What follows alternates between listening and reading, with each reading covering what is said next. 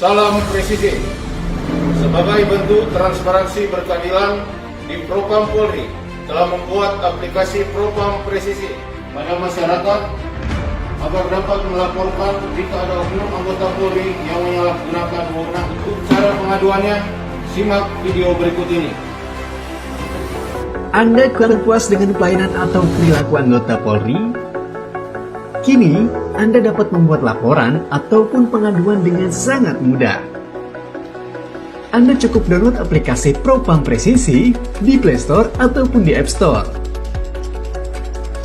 Anda hanya perlu mengisi nomor NIK sesuai KTP, lalu verifikasi diri dengan foto untuk scan wajah Anda.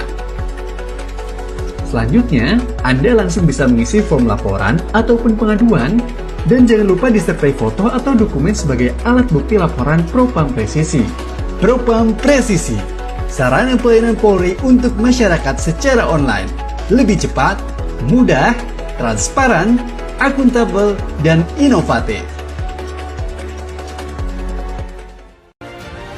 Propam, garda terdepan penjaga citra Polri, benteng terakhir pencari keadilan. Salam presisi.